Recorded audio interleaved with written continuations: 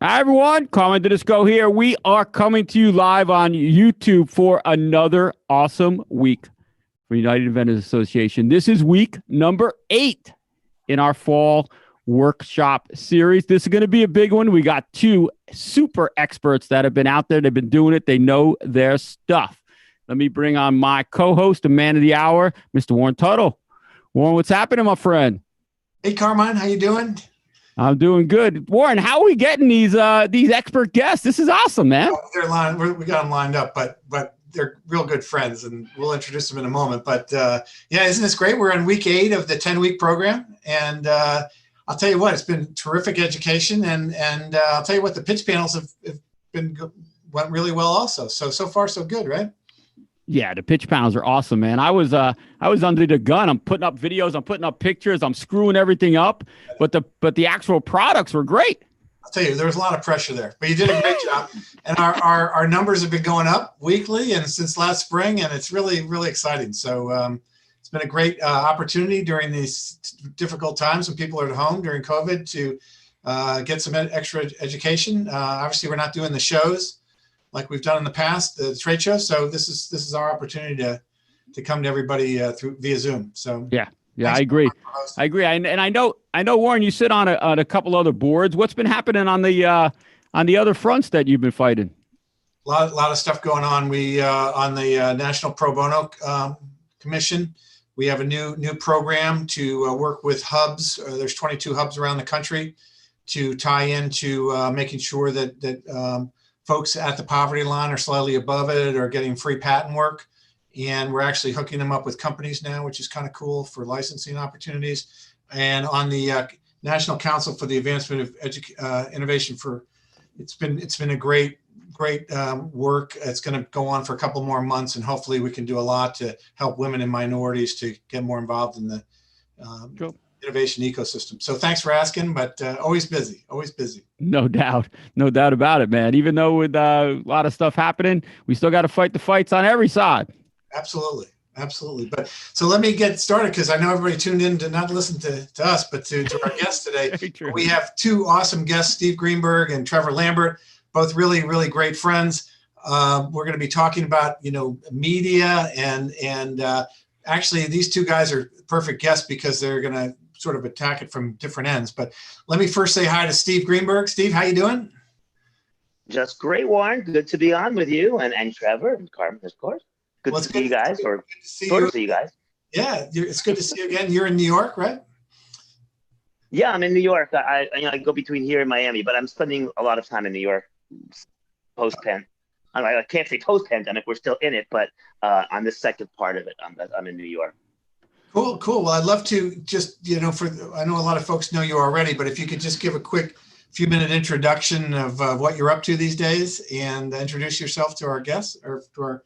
Well, I call myself an innovation insider. I own that name, but I'm a gadget guy. I do a lot of television appearances where I showcase new products on some local stations, but also on the Today Show pretty much every month. I do Dr. Oz occasionally, a few other of the national talk shows I occasionally pop up on, and usually just showcasing new products that I think are interesting, that the producers on the show think are interesting. So I do a lot of that. I was on the board of the UIA back many moons ago with Warren and Trevor. That's actually how we all became friends. And that was during a very turbulent time in the UIA when we didn't know if it would survive or not survive. And Warren really stepped up and saved the UIA, and I was there to witness it. I remember the phone call. I was in Philadelphia on a tour when it happened, and I remember it very clearly where I was, talking in my brother's laundry room when we had that conversation about should we save it or just throw the whole thing out. And Warren stepped up and saved it. So I remember that very well. Well, thanks with your help, Steve, and with Trevor's as well. And let's introduce Trevor as well, and then we're going to come back to you, Steve, and start talking about some of the exciting things you're working on. But Trevor Lambert, dear friend from Minnesota, say hi and give a quick intro to yourself as well. Hey guys, yeah, great to be with you, and glad to be your friends as well, by the way. I founded Enhanced Product Development in 2010, which kind of brought me into this space. And prior to that, I was doing all sorts of licensing. Enhance is sort of an extension of that. and we were a product design firm. And so in working with a lot of products, both with our clients and our own items and licensing them, we brought a lot to TV. And now in the last several years, we have been actually manufacturing our own products, shooting our own commercial, doing all sorts of things on media side, both Facebook and now preparing for a commercial TV. So that's kind of why I'm here today. So happy to share what I know. Well, we're looking forward, Trevor. I know you've been on before, but talking about this part of your expertise. And I know that we've done shows in the past specifically focused on PR and social media. So that's sort of a little bit different. Today's really going to be hands-on with folks that really are involved and engaged. And so, Steve, I want to come back to you, and I really want to talk about your gadget show on TV. How'd you get started with that on today's show, and where you are with that right now? Well, for me, I was doing a bunch of television. I was actually doing a show called Your New House on Discovery Channel, and I had a gadget segment. So all of a sudden, the whole gadget world sort of found me, and I had gadgets being thrown. I did 5 segments a week, about 5 gadgets, and each segment was 25 gadgets a week. So I was, hungry for gadgets. Wow. And I was really juggling a lot of stuff, trying to get that on Discovery Monday through Friday. And from there, I decided I wanted to do my own gadget show because I was part of a bigger show. So I created a show I came up with an idea for a show called Gadget Nation. I shopped it around. Nobody wanted it. But one person there suggested I turn it into a book. I did. The book did very well. And while promoting the book, I did Weekend Today with Lester Holt. At the time, he was on Weekend Today. And he was like, this was a lot of fun. We had a great time. We played like handball in the courtyard, did some gadgets. And he was like, can you come back on, just do gadgets routinely? I said, sure. So that became almost, I'd say like every 2 or 3 weeks, I was doing it with Lester Holt. And then they moved me to the 4th hour today with Hoda and Kathy Lee Gifford, now Hoda and Jenna. And I'm on the 4th hour and very happy. And in fact, I'm working on a piece right now. So, and now, of course, the pandemic, we don't go to the studio anymore. I actually shoot them on my iPhone in my house, put them together, and we give it as a package, or I do a live tag in and out via Zoom. So it's kind of a new world for television. So that's sort of how it all began. Cool. And you're, what are you on, like about once a month now? Is that fair? Yeah, I'd say, especially since the pandemic, I'm on even a little bit more often. There aren't as many people who can create their own content the way I can. So I'm on about almost like every 3 weeks, just under every month or so. Well, I know you go out to a lot of unusual places and you've got a lot of reach to find these new products. But basically, people aren't paying you, right? This is all a right. free exercise. But so how they get these products to you, and then you show them and sort of introduce them to the world. How does that work exactly? So there, in the world, you should know there's the word editorial and non-editorial. And editorial means it's newsworthy and no one's paying to have the product on. Non-editorial means you're paying to have the product on. And the Today Show is exclusively editorial. So everything that I show on the Today Show is a non-paid situation. So every time I'm given a theme, let's say it's gifts for guys under $30 or something like that, I put that out there on my social media platforms, and a lot of PR people follow that. And if they have a client or inventors follow it, if their product fits that category, then they need to reach out to me.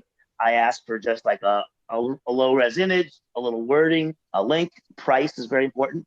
Put all that together. I pick out the ones I like, send them to the producers. They narrow it down I probably send them about 35 suggestions, and they narrow it down to the 6 to 8, depending on the size of the segment. So ultimately they make the last decision. I just cull it down to help them make a decision. Before we get too much farther, if someone has a product, how do they get in touch with you? What's the best way to reach you?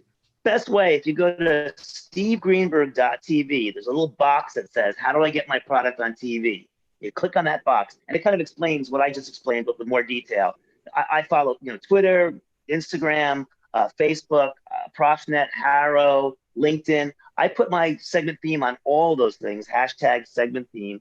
And as long as you have some skills in that area, you see what the segment theme is. And then if you act quickly, you get into that list. And then at least there's a chance. It's still a crapshoot, no matter how you play it. It's the producers who make that final call. But you got to be in it to win it. So send me what you got. Now, do people need to have inventory? Do they just need a website? Yeah. Oh, yeah. So about that, you don't have to be in a retail store. You can be selling it from a website. That's fine. But you do have to have the inventory. You can't be in crowdfunding. Generally, my products for today's show and even the other shows now are all under $100 or $120 is the maximum price. That's the under that. And it has to be available for consumers to buy. If your website can handle, merchandise being sold, then that's all it takes. You don't have to be in Best Buy or Walmart or anything. And so you're and we're going to go over to Trevor in just a second here, but you're an alternative. You're another path to the marketplace, actually, or to people to get them aware. Absolutely. It's really kind of most of my not most, I'd say at least about 50% of my products I show come directly from the inventor. The other 50% are from PR agency. But I pride myself that my segment isn't like anybody else's segment on television because I'm really talking to the inventor and I showcase. In fact, sometimes we even do a segment where it's called Why Didn't I Think of That? Where we show the product, a picture of the inventor, it's a housewife from Kansas City. This is her idea. And we talk about that way. So, and now I've also created a new platform to showcase gadgets. Here's my shameless plug. I'll show you. There's a logo for it, but I know we're just talking here, but it's called What the Heck Is That?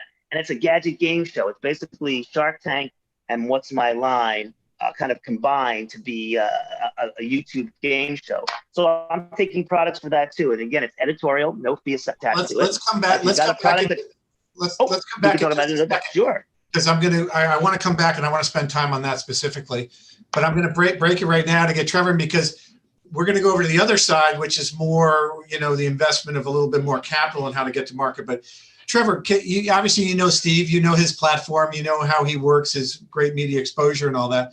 But you also, in your business model, have launched a lot of products, and you have been very involved in getting products on TV, but also through paying to be on TV and social media sites. So maybe you could just take the flip side of that and describe what you do to get to market. Well, yeah, thank you. I mean, Steve is such a great platform for that. And for just going direct to market, though, that's kind of what we've been doing. We've been using Kickstarter as kind of a launch pad as well, which I don't know how much you want to get into. You had mentioned that you already spoke about on social as far as Facebook and whatnot, but well, that's okay. Kickstarter's a separate. So please talk about the crowdfunding too. That'd be great. So thanks. Yeah, I mean, I think a lot of those people who are watching are trying to figure out, right, how do they scale up their product to get it manufactured, to get inventory. And those are challenges for the average inventor. And that's a lot of times why they choose licensing. And that's what led me to licensing a lot of products, especially in direct response. But one pathway that we suggest is to use Kickstarter. And to do a proper Kickstarter, there's a lot of steps to it. But one of them is really doing the pre-marketing and the pre-launch, which is doing Facebook ads, getting leads so that you have this big pool of people to launch to when you finally launch your Kickstarter campaign. So that's really important, right?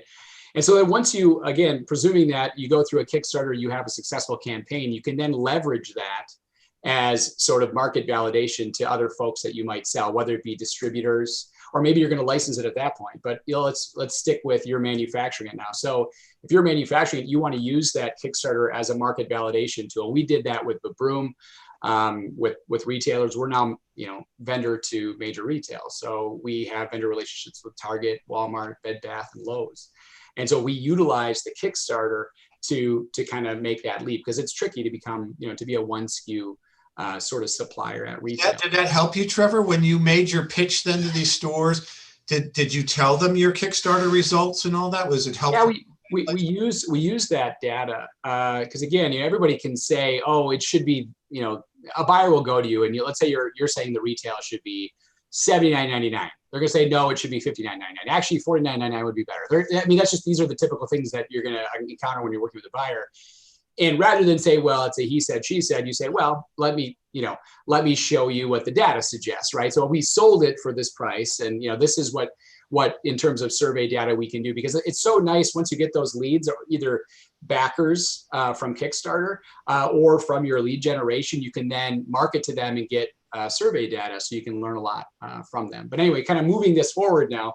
By the way, let me interrupt you for a second. Do you do other surveying also? on your own outside of Kickstarter, like SurveyMonkey, anything like that, or? SurveyMonkey is the way to go. Yeah, absolutely. And we do that when we try to ascertain if we think we have an item that customers are interested in. And obviously we have our pools of people that we go to early stage. But once we have a concept that we want to start bouncing off ideas, SurveyMonkey is a great way to assess and use that. Cool. So then now you get this data together, then you go to the big retailers, right? And you sell them. Tell us a little bit more about that process. And then do they want media support in what they're pursuing? And again, that's the important thing, right? So now when you're a new product and you're launching, naturally they're going to ask what sort of marketing support they're going to get. So what does that look like? Is it Facebook? Is it TV? Now TV has really evolved over the years. I know Warren and I were chatting about this earlier today. Even is that back in 2018 and 2019, TV stopped working like it used to in terms of like you could post a commercial and people would buy it, right? I mean, like, and it was happening over and over again. And so you'd have these big companies, these DR firms that were growing and growing. Well, so much so that you would have as seen on TV sections of various retailers. Well, in 2018 and 2019, I don't want to say it was a bloodbath, but it was very, very difficult. Very few companies were actually making that TV metric work. And what they were spending less and less to still launch at TV. So their hits were becoming, lower volume. I mean, certainly you can see MyPillow and a few others certainly were working, but for the most part, your average like $19.99 item wouldn't work because the metric, which we call CPO, cost per order, was too high. So you were losing money every commercial because you wouldn't sell enough to make up that gap. Well, again, so much so that over 2018 and 2019, a lot of retailers were reconsidering their planograms, what they would call as seen on TV. Many of them were renaming it. They were calling it omni-channel, is kind of what Bed Bath, who is all in on as seen on TV products, but they called it omni-channel or other things. Walmart calls it trending now.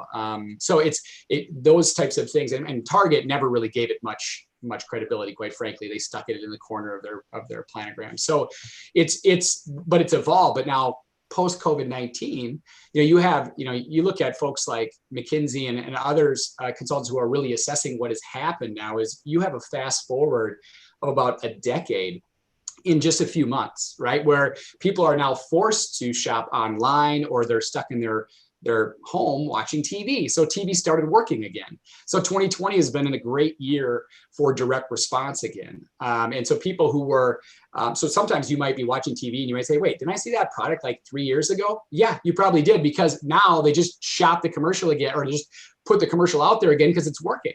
And so it's kind of a really interesting time. TV generally is not working these days because people are going to Netflix and Hulu. I mean, who's watching commercials now during the elections when people are watching news? Or now once sports started up again, people are watching things like ESPN. You have people that suffer through commercials, right? So they go through the commercials and they now work.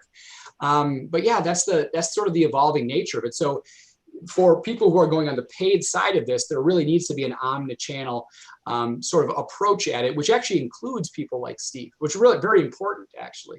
And then the trick is to try to figure out an attribution model where you can follow where, okay, Steve goes on the Today Show and also I get the surge, that's Steve. That's the Steve effect, right? So those are the important things to make sure that you're following so that you're watching your ROI. Well, thanks, Trevor. Let's jump back over to you and let's pick it back up where you want to add to what Trevor said, or let's go back into your new site. Well, let me add to what he was, because he made some great points, as he always does. I mean, I think anybody doing this has to think, like, oh, getting on the Today Show, I'm done. Okay, now I've got, it isn't like that. You really have to think Facebook and a whole bunch of different tiers of approaches, because I think I read in psychology 1,000 years ago in college, it takes 10 exposures to create action. And I think that's the case here. Just being seen once, maybe, okay, Hoda looked like she liked the product, so now it's got this little bit of credibility behind it. But to get you up and to get someone to actually order it, it takes more exposure. So then it's like, oh, I saw that product on Today's Show. Oh, I saw that product on Great Day Houston. So now it starts to filter into your brain because you're seeing it on a bunch of different platforms. But if you just do the one, think, okay, you're ready for a retirement plan. That isn't the case. So I think that's a great point that Trevor was making. Well, to that point, Steve, do you like, if someone comes on your program, do they promote it before? Do they have a time and promote that it's going to be on, maybe on social media, so they tune in and watch your show? How does that? Is there anything they can do to prep to? Well, I have seen, there are some people who get it and some people don't get it. I know people who, because they know it doesn't happen. Like, I don't get the product one day and it's on TV the next. Usually there's about a week or two in there, and very often they know, like, okay, I'm going to do my Facebook Blitz same time that the Today Show's running. Or if I'm taking a product on Great Day Houston, they'll focus on the Houston area and they'll do their Facebook or their Instagram Blitz at that time. So now it's getting a little more traction. So many people have seen it on television. Now some are seeing it on Facebook, and maybe that'll generate more sales. And it seems to work better that way. And you were talking about home. I do some work for HSN, and they've seen a big uptick in viewership, which is, again, I guess, due to the pandemic, but not only the people come back to it and stayed on it. So they have about 2 million more viewers than they had before the pandemic. So definitely TV is, different aspects of it are having some traction. Whether it lasts into the future, anybody's guess. Now, what are you doing at HSN? Are you an on-air talent that sells products? Yeah, I'm on air. I'm not part of their HSN only has like 22 hosts, but they have a lot more guests. And so what happens if you're a company and you want to use me as your spokesperson on HSN, that's totally fine. And I do those, pretty often. I'm doing one for, a company right now. And basically what they do is they bring you on, and you're, if you watch HSN, it's like a 2 tag team. The host is doing really the selling, and I'm doing here's what the product's all about. And these days I'm able to do it from my home. I used to have to go to the studio and do it. And that's kind of expanded a lot because they're actually doing much better than they were a couple of years ago. Back in 2018, they were in trouble. They combined with QVC, but now both entities are doing much better than they did before. So that's why that's going on. Well, I want to come back again in a second. Let's go to Trevor for a second, but talk a little bit about what you're working on now with your website. But Trevor, when you're selling to your product through the traditional big stores, how does it work with the promotional money? Do they build in an advertising budget? Do you give them money back? Do you run ads, or do you how do you negotiate all that support for the product? I'm learning as I go, and I got great reps, but I will share with you that every retailer is a bit different. And I don't want to throw any retailers under the bus here because they're my partners now. So they have different allowances. So like Bed Bath, typically if they're going to run a circular ad, you're going to have to pay an advertising allowance. Usually, sometimes they want to do it as a percentage of, to take off what they're going to pay you back, or they'll just do a fee. Right. So we typically have been moving things towards a fee-based structure. But again, they do want to know what your marketing plan is before they purchase. And that's the big thing. So if you're already running ads and you can actually give certain metrics, like Facebook metrics can be really helpful. You can give like your CPO, and you can even resolve some of the Facebook ads to land on, let's say, a Target landing page. Or a Lowe's. Is that something they appreciate, or do they sort of drive you to their circular? I mean, TV is very expensive, right, for support. I'm sure a lot of people can't afford that. TV is tricky, right? I mean, like it's if TV's profitable, you can do it all day long. It's not a big deal. But if you're using it as a pull through at retail and it's a cost, then yeah, it's tough. And what's happening, the DR marketers are getting smart about it, where they're doing enough so that the POS, the point of sale numbers that you get every week from the retailer, is where it needs to be, where the buyer is happy with the turn, right? So that's really the main thing, is that you want to keep supporting, because it's a partnership and you want to make it a good relationship, right? So in our discussions, as we're becoming new vendor, like with Lowe's or whatever, I didn't necessarily say to Lowe's that we were going to do that, but internally, because Vabroom is setting in spring cleaning. Okay, so when that'll be a February, March set, and that means that we're going to be watching the point of sale numbers, and then support it with advertising, especially if they're not where they're supposed to be, right? So whether we run TV and then have the TV ad saying get yours at Lowe's or whatever, and you see that all the time. You can just start opening your eyes and watching these commercials. At the end of a commercial, a lot of times they'll tell you where you can get it, right? Or sometimes it's an 800 number or website, but a lot of times they won't even have that anymore. Or they're just driving you to the store. They're just like, get it at these wonderful retailers, right? And they all pop up. And those are just ways to be a good partner with your retailer. So you're taking me back to my buying days in my youth when I was a small electrics buyer and I would grind people for advertising money. It was, relentlessly, trying to get support because as a buyer, I had a certain obligation to fill mailers, newspaper ads at the time were big and that type of thing. So. And let me say, times are changing a little bit though. Retailers, more and more product is king. Like if I was doing this 30 years ago, I don't think there's no way we would have become a vendor because, again, one SKU with the broom. But the reality is the product's selling really well. It's a new item. We also have some street cred because we have a lot of other items that we license that have sold a lot of units at these stores. And so it's almost like the BASF, like you might not know who we are, but you know our products kind of thing. And that's the way we pitched Enhance to them. And that's the whole thing. But, back then you could beat up people because again, retail was where everybody bought it. But now with direct to consumer, I got my website, vabroom.com. I'll do a little plug and like people can, buy it there, but also Amazon's eating everyone's lunch. So what happens is these retailers need these products. And so what's happening is they're having to play a little more fair to get them in and make it work for everybody. Oh, that's cool. That's cool.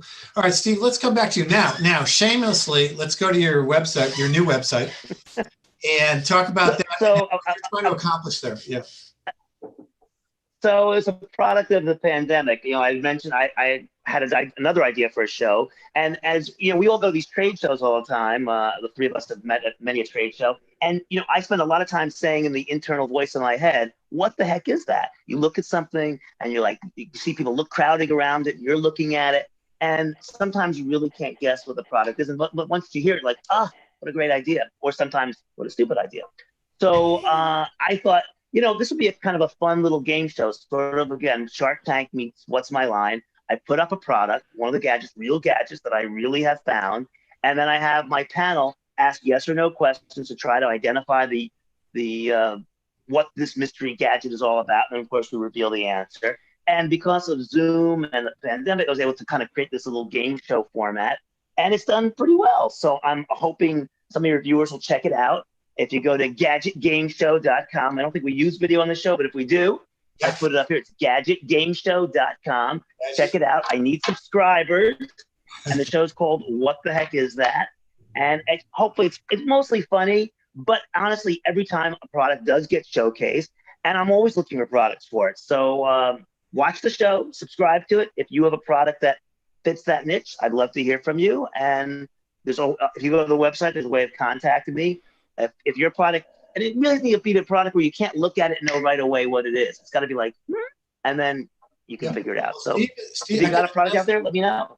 I can attest that Steve has a great eye for product. I've walked, like he says, shows together. I remember going to a maker fair once in New York with you, and you were just in every booth like you're a buyer. I mean, you literally go in like a professional buyer and grind them out I'm really thorough. Like if I go to PepCom or one of those shows or Showstoppers in New York, when we had them, I try not to miss a single booth. I mean, I try to see what's there. And of course, a lot of things aren't really my niche, so I'll look and then move on. But if they're my niche, I want to interact with it and find out about it. I mean, I'm nothing if not thorough. So and I enjoy it. I mean, I really enjoy it. I do SeaTac in Japan, and I'm just like on the floor for hours looking at that stuff. And then of course there's always communication issues, but again, it's what the heck is that? There's some really cool products out there. You're a real show warrior. I can attest to that. And so tell me what this year's been like not going to shows, right? I mean, by the way, I was just on the phone with the people that run the National Hardware Show all morning, trying to figure out, we're hopefully going to run it again in May, but who knows? It may not go again. So we're talking about doing virtual events all year. So how's it been for you and not being able to go on?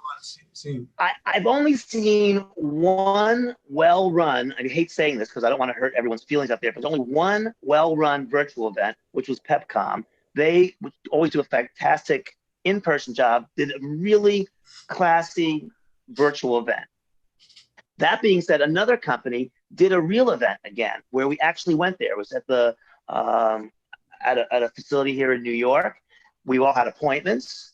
They only let a few people in. Everybody wore masks. You went from booth to booth, but you were almost like speed dating in a way. You know, you went your turn there, then everybody shifted to the next booth. It was very different than what it used to be with the milling around, no food, no drink. But for me, it was fine. I got to see what I wanted to see. It was great to actually see people and talk to people again. And maybe that's a direction we have to go in. I mean, I thought the National Hardware Show, which I was supposed to be a judge for something there, of course, that fell through. But their virtual event for me, and I love them, they're great people, was not a great virtual event. I'm sorry, it really wasn't. And we worked with them. I found out they had pretty good attendance. They had over 4,000 people participating and attending, which was good. But we try to do the pitch panels and everything. It's difficult. If you're like CES, I'm sure they'll have a keynote speaker and they'll have a workshop and a this and a that. That's all great, but those are things I personally don't care about. I like to go through Eureka Park and look at new products. So that's not going to happen at CES this year. It's just I'm accepted the fact. Unless they set it up like Pepcom did, where it's a really clean virtual thing. You click on it, you see it. And again, you can still only master maybe, 40, 50 products that you can take in because you can only zoom so long. But at least it's something. Yeah, it's clearly evolving. It's okay. We're going to have a vaccine by the election, so we'll definitely be back in business this year. But anyway, you didn't get your vaccine? I didn't but I will say this, that in talking to the hardware show people, where we're very involved in, it's still a work in progress, and they are trying to figure it out. And by the way, who knows? The discussion right now, Steve, is will the world ever get back to normal? And if a lot of people stop dropping out of shows because they were able to get by this year, will there be a virtual component to all shows going forward? So it'll be kind of fascinating. Well, my advice to the UIA, and I've always got a lot of free advice here, is that you should contact Pepcom and set up the same platform for the inventors that they've been using on, because it's actually the smoothest platform I've seen. The other platforms where it looks like a mole and you have to kind of work your way through it, that's nonsense. It just needs to be a list, categorized, so you kind of know what it's about. I think if the UIA does something like that for hardware, that would be something that would at least work for me. I don't know about everybody else, but that would work for me. Oh, that's great. Let's talk more a little bit about that offline. So Trevor, when we were talking earlier today, you were talking about one of the big retailers, I think Bed Bath, was talking to you about actually specific TV support. Is that like in-store?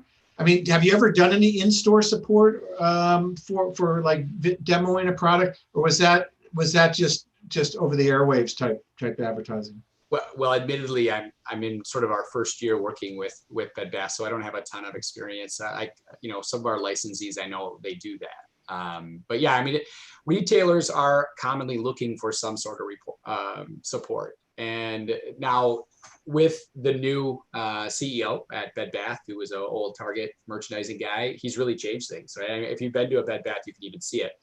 It used to be like product up to the ceiling. Like it's now they're trying to make a cleaner environment, and I think people are actually liking it. They've come out of actually COVID much stronger now financially. They've divested themselves of a lot of things, but again, we don't need to get into Bed Bath's business. But that being the case, they used to have you could have screens where you would have a demo at the location at your in the planogram right at your shelf, but this Target, it's all about clean floor. If you're familiar going to a Target, you would never see something like that, right? So again, the merchandising is totally changing at Bed Bath, more to a Target model, what they call clean floor.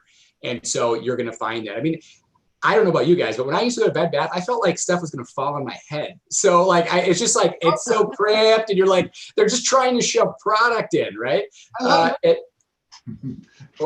What's that word? I said, I love that. I love that whole feeling. But Target seems to have it in terms of, at least I think more people like that, and I think people even like places like TJ Maxx, they only put one out on the floor. They make people are fighting for it. Yeah, get the last product, and they got another 12 in the stock room. But most people, inventors, individual inventors, it's hard enough just to get to market to have the type of resources and type of media plan, right? I mean, the DRTV companies that you work with, they have massive, DRTV resources, television resources. They work with TV planners and so forth.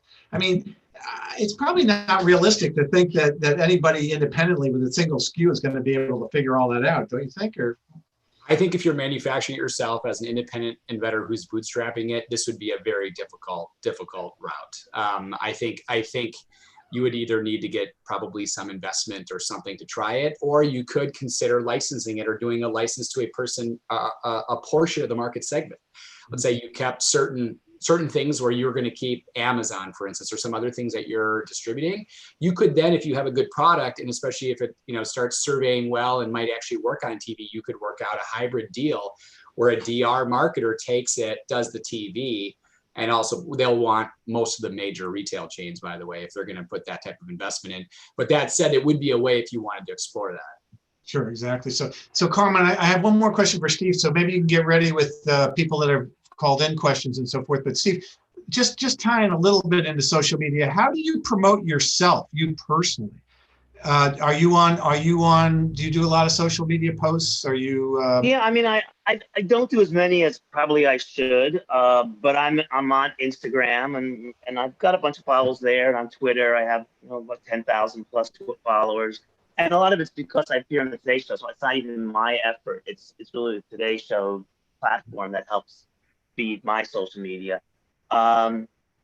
And I've gotten some advice. I went to actually a consultant about Instagram, and they gave me some advice about what works and what doesn't work, and that's always been very interesting. So I do LinkedIn. I'm very big on LinkedIn and whatnot, because it's also great for me to sometimes hunt down a product. I have to find the company and then find out who's in charge of it and all that stuff. LinkedIn's pretty helpful on that.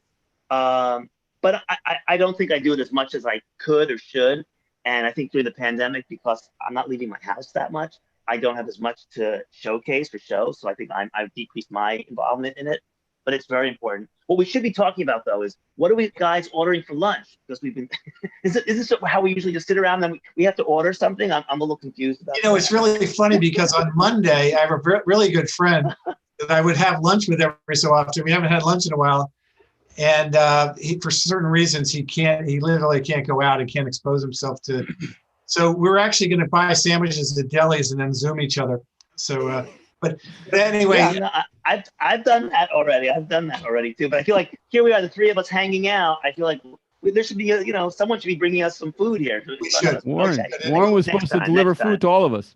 Well, we'll definitely take care of that afterwards. But now, last question, because I'm so curious. When someone does bring you a product and you do put it out, do you ever work with them to take it to market, or you just sort of point your finger and say you should go there and get there that way? Or? I mean, sometimes, sometimes I do give them, sometimes I give them free advice. Sometimes, I do a little bit more, or later on I see that as an HSN client down the road, as happened. It's kind of, each one's a different scenario. I mean, I'm not afraid to give out free advice and put out good karma, and hopefully it'll come back to help me. But I think there's so many inventors who are so lost. I mean, some are really smart, but others, I mean, very few have the wherewithal that Trevor has. And he's learned so much over the years, and he's really, a great resource. But there's so many out there, they're just like, they're fumbling around in the dark, and you can see that. So if I can help direct them, or even direct them towards Trevor or others, I'm happy to do that. See, Carmen, that's his UIA roots, giving back to others. I mean, really. So, Carmen, we'll I'm sure a couple questions have come in, and maybe I'll turn it over to you for a couple. So we did get a couple questions in for both Trevor and Steve. So, Steve, real quick, since had you on there, one of the questions that we got, a couple people asked almost the same question: is there a better category of products for you to maybe bring to TV? I mean, all the products generally are problem solvers. There's a problem and it's solving it. And then the television station, whether it's Dr. Oz or the Today Show or whatnot, they give me a theme. So, I mean, right now, for example, it's gifts for guys, under 100. But it could be back to school or how to do a Zoom better. My recent segment on the Today Show did very well, was all about Zooming. So it's all the paraphernalia that might help you on that. So I think as long as it's a problem solving and it's a good price point, the stations are very skittish. When I first started the Today Show, price was nothing, $500 short. Now they're like, how much is that? And they actually look at the segment and they add up all the prices. And if you get over a certain amount, they're unhappy. So I sometimes have to have a cheaper product in just to outweigh a more expensive product. It's like a balancing act because they don't want it to be too high because consumers don't like it. They research the heck out of these segments. And when you go to the research meeting, they tell you this works, this doesn't work, do more of this, do less of this. And it's all based on all this real-time research they do. It's fascinating and a little crazy. Yeah, I believe it. I'm going to go to Trevor one question, but Steve, real quick, do you have, just to kind of caught my thinking, do you have a product that you put on, say, one of the major, shows and it just went gangbuster that you can recall, or was there several? There's a lot of them. But one that always strikes me is it was a thing for, I don't remember the name of the product anymore, but it opened up and it could water your dog. Your dog could take water out of it, and it was a leash watering thing combined gadget, which seemed like nothing special, but it was part of some pet segment I did. Didn't think a word about it. We talked about it. Kathy Lee picked up, oh my God, I love this. I could use it for my dog. She went crazy about it. It was a tidal wave of sales. I mean, the company's website crashed. They couldn't have enough product. They were going crazy. They were calling me up screaming like, we can't get the order. Like, it was like really a crazy thing. Today's show was getting calls about it. It was just one of those really freak things. But you never know what's gonna. She probably loved the it. imagination. She could keep Frank on the lead. Low price point is critical. Sorry, wow. Maybe in those. By the way, she always had this adversarial quality with me. Like but she was such a sweetheart. I mean, she would always, like, before the segment, give me a hug. During the segment, beat me up. I'm not to use a bad word. She used to beat me up. And then when the segment was over, always gave me a hug and said, I'm just kidding. I'm like, of course. And that was just part of her shtick. She was very smart about how to keep it interesting, and I loved it. All the hosts seems like they're fun to be with, probably behind the scenes somewhat. But it's also seems for the most part pretty hectic though too. Oh, it's all seconds. I mean, they're literally cutting seconds from you, and seconds, like, you're dropping product, and all to the last second. It's very, very fast action. And besides the host, you've got this, which I miss the most. You have this great crew, that's in the background, who are really your buddies, who really help you out, who really save you. And now, I'm doing this all alone in my apartment. In some ways it's easier, but in some ways, like, I miss having, having a lighting crew and, someone who builds a set for me and all that stuff. All that's taken away now. So do your hair. Yeah. You're yelling, cut it, your iPhone. Yeah, really. I'm working. I mean, that's my cameras, my iPhone. I have some great equipment now, and I've got myself some good stuff to light the apartment up. But it's, it's not like having, being in 30. First of all, just being in 30 Rock. I've been doing this for a number of years. I still get a thrill, or used to get a thrill, going in there and walking to that studio. It's like, oh my God, I remember, Hugh Downs and Dave Garroway and all that stuff. My mother used to watch the show. So for me to be even slightly a part of it is still a thrill all these years later. Awesome. Very cool stuff. Trevor, I know it's hard to follow that. I probably should have went to you first. I mean, this guy's hanging out with, the stage show host. I know, right? I mean, how am I supposed to compete with that? Trevor, real quick, when you were talking about Kickstarter, we got a bunch of questions that popped in. Everyone always wants to go to Kickstarter. I think you hit it on the head as a proof of concept type thing, but I don't think that people realize the costs that are involved with those types of platforms. Now, could you give a quick rundown of some costs and maybe what's most important to spend the funds on? Yeah, again, let's put the product aside. Once the product needs to be at a prototype stage where you can actually show and tell, right? So you can definitely use TV magic if it's not 100% there, but let's just presume that that's there. After that, you've got some pre-marketing, and it really depends on what your goal is. I mean, if you might have your typical product might be 30, 40, 50,000 in tooling. So you have okay, you're thinking, okay, I have to create a goal, at least perhaps, of something like that. And so now to support that, you have to, build the marketing up, which is this pre-marketing I was telling you about. And that's, your Facebook budget. So you're now working on audiences and trying to find out which audiences are getting you the leads, and, and growing those audiences and changing and working. That can be a grind. I mean, typically you're doing 2 to 3 months of that if you're going to really do it right and then launch. And we had two very different ones. So Migration Mars is another one that we launched on Kickstarter a few months ago. It went really well. We did over 130,000 on Kickstarter, and that was no shipping. We did shipping after that, which was another 50,000 plus add-ons. So it was a big hit. And the nice thing about Migration Mars is, in comparison to Vabroom, was way less to tool up. It was much easier to fulfill. In fact, all the goods are done, and we're doing fulfillment already on that one, whereas Vabroom was a tougher one. So again, there's the pre-marketing, and then there's the prep. So you got a video. You really need to make sure you spend time on the video. The video is what is really going to tell your story. It's going to be your demo. You need it. And I know we've been talking about like this commercial that's $50,000 that, when you hire different people to actually go, you don't need that for Kickstarter. I mean, this can be iPhone and just do it good. People know that you're a grinder and then you're working your way up, but again, cut to demos, and in the end, maybe tell your story, a quick appeal, why you need the funds. But again, make sure it's good. And then I think, again, a good story, which is, and they want it long. I mean, people who get interested in your product as a backer, they become an enthusiast, and they are going to read everything. The thing that I am just amazed about is Migration Mars, where board game, if you have a board game, you should really call us, because we really understand that space. These guys are enthusiasts. It's awesome. They will watch a 2-hour gameplay video just because they're interested in seeing this new board game. These people are, they love it. And that's why Kickstarter, that's one of their biggest categories is games, because you sell tons on that platform. Hey, Trevor, real quick, when you go out on Facebook, do you buy names? Do you buy lists? Obviously people may start without a presence. How do you get big overnight? So if you're an inventor and you're doing your bootstrapping, typically what you're going to do is you're going to build your audiences, and then what you'll do is you'll create lookalikes with past emails that have worked. And again, this gets a little bit into the weeds, a little bit of the mechanisms of Facebook, but you could look these things up and you could manage. Make sure we made a mistake with Vabroom.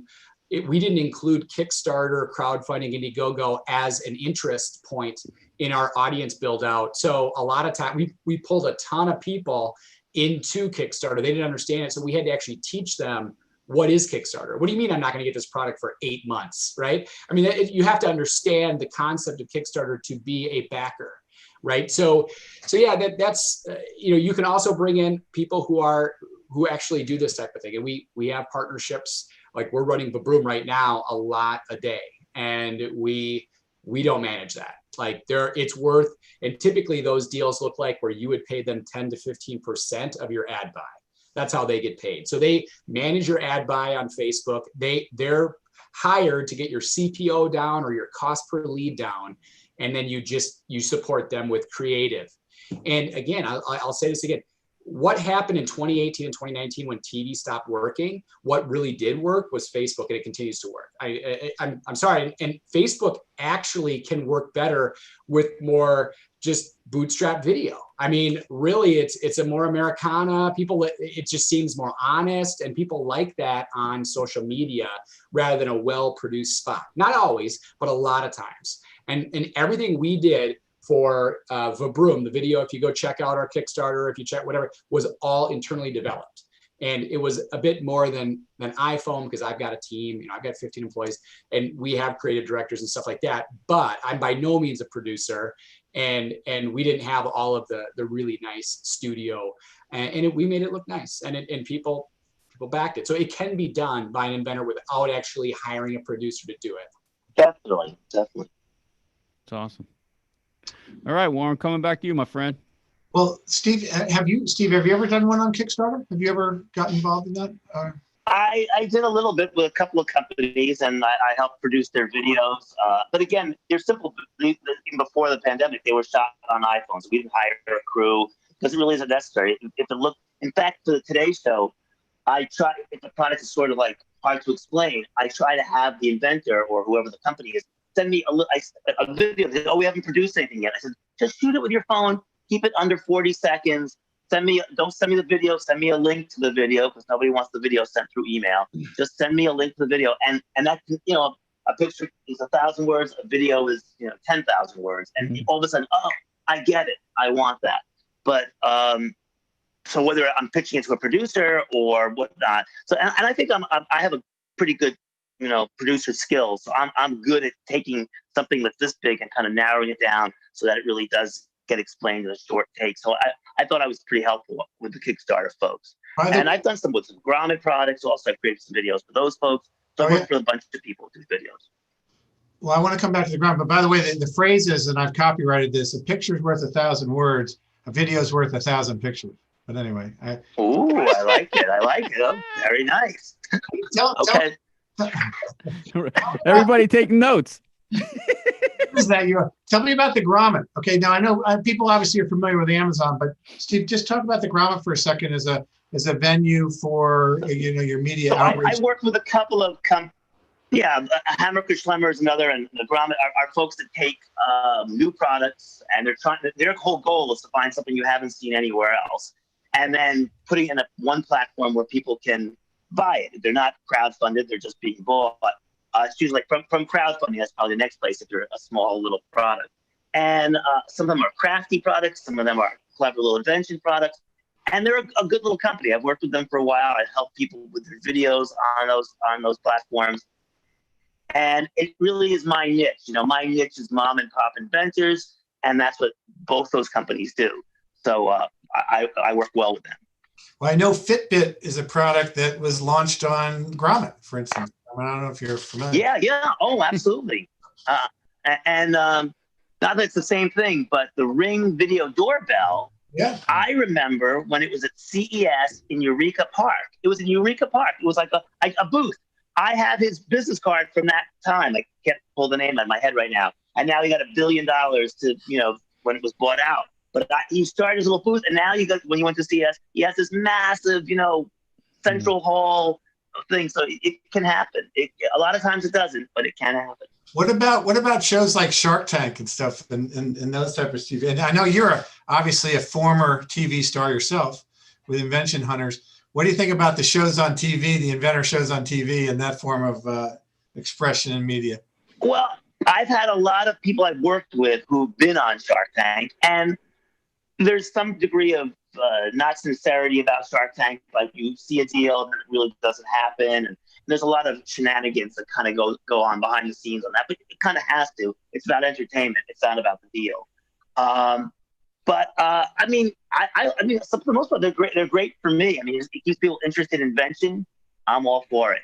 And if anyone's out there who has another invention show, I'm open. I'm still able to do it. When's your next show? When are you going to be? When's your next Invention Hunter show? Invention Hunters was funny because Invention Hunters kind of got an uptick during the pandemic. Early on, they put it all of a sudden back onto the Food Network's website, and you can still see it. So all of a sudden, it was getting texts, and I was getting emails from people saying, "Hey, I just saw you on the Food Network." I'm like, "Huh?" And I saw they were promoting it, and it kind of got a little life. They have 9 episodes of it, so it was back alive somewhere back in April or something. I put it on my Facebook page and whatnot. And even what the heck is that? The game show I've been kind of promoting right now with you guys. I could see that turning into a real show. I mean, I would change it. I would do it off of Zoom at some point, but it could turn into that if someone wants to get behind it and back it. So check it out. GadgetGameShow.com. GadgetGameShow.com. I love it, Steve. I check that out all the time. That is a fun show. Thank you. I appreciate it. And I get great feedback from people on it, and we're all having fun doing it. So I'd like to do more of it. So yeah. So first get a sponsor. Next, got to get, maybe even more than that. But yeah, viewers are first and subscribers are first. So come on, folks, check it out. GadgetGameShow.com. That's cool. Shameless plug. It's okay. It's all right. So listen, we're getting to the end of our hour here. And Trevor, I'm going to give you the last word because you obviously know inventors well. You've been involved with the United Inventors Association for a long time and giving back to the community. Any final words of wisdom when it comes to media that people should be aware of as they plan out their launch? Well, it's a real broad question, which makes it very difficult to answer. I'd say call Steve, right? He'll get you on the Today Show. No, seriously though, like I want to encourage them to not look at it as so insurmountable as, you know, what I've been talking about a little bit in terms of the commercial. Look at the next step and look at, again, get a good video. Just work with your iPhone, with whatever. And if the product is good, you know, things can continue to escalate. You can use that video on Facebook, and you could have a $50 a day ad buy. It doesn't have to be a massive ad. By the way, in order to have a good video, you have to have a functioning product, which means you got to build it out. I mean, this again presumes you have inventories. That means you've made quite an investment at that point, right? I mean, so nonetheless, I mean, the media plan or marketing plan doesn't have to be so robust that it includes hundreds and hundreds of thousands of dollars in media buy. It can start quite modest. But you do need a real product. You can't have a CAD or a fake drawing or a cartoon. Well, you got to sell something. No. I mean, like, you have to have inventory at this point. We're not talking about licensing anymore. But even if you're kind of testing that on Facebook waters or trying to get some feedback on your own, and you don't have a lot of product or, you know, just to get a feel for it, you still need something real, right? I mean, well, you know, a lot of times Definitely. these DRTV companies will do dry tests where they'll do a Facebook test on a product that they don't have inventory on, and they do it to see what the cost per order is, to see if there's life there. Right. And yes, that can be done. I mean, you know, again, I think more testing and surveying can certainly help, so you don't get caught up into investing in a product that's a dog. That's very important. But, you know, meanwhile, you know, we haven't gone that route generally. We use survey for that stuff. We don't use Understand. So, all right, Carmen. Well, listen, this is a very interesting show on a topic different than what we've covered before. So, Steve and Trevor, thanks so much for coming on. And Carmen, I'll let you have the last words and wrap it up. All right. Well, thank you so much, Steve Greenberg, Trevor Lambert. Awesome show. We got a lot of great questions. We had a bunch of people listening, not only on YouTube, but on Facebook also. Great show. Hey, Warren, real quick before I wrap up, what's coming up for next week? So next week, we're going to do Made in America. And we got Chris Carrera and yourself. I wanted to talk about manufacturing here in the U.S. Obviously, your background speaks for itself on product development. Chris is a terrific guy. We really look forward to introducing him to our UIA community. He actually has a tremendous amount of experience. He ran the BMW X5 plant in South Carolina. He's worked for Ford and Chevy. He's been involved with many manufacturing of Oneida. He turned that factory around. He's done a lot of stuff here. So he's a guy that just doesn't talk about, you know, manufacturing and go here and there and overseas. He actually lives and breathes it, and he's going to bring a perspective on it that I think most inventors haven't heard or seen before. So our job next week, Carmen, is with you and me, is to get the most out of Chris and make sure that people understand the depth of what goes on with manufacturing and why manufacturing here in America is still very relevant. So. Yeah, I agree. Awesome. Well, that sounds good. All you listeners out there, please go on out to the UIA. And if you haven't registered with the UIA, please go ahead. UIAUSA.org. It's free. There's no reason not to be a UIA member. Thank you so much for listening. Again, for Steve Greenberg, Mr. Trevor Lambert, Warren Tuttle, and myself, we will catch you next time on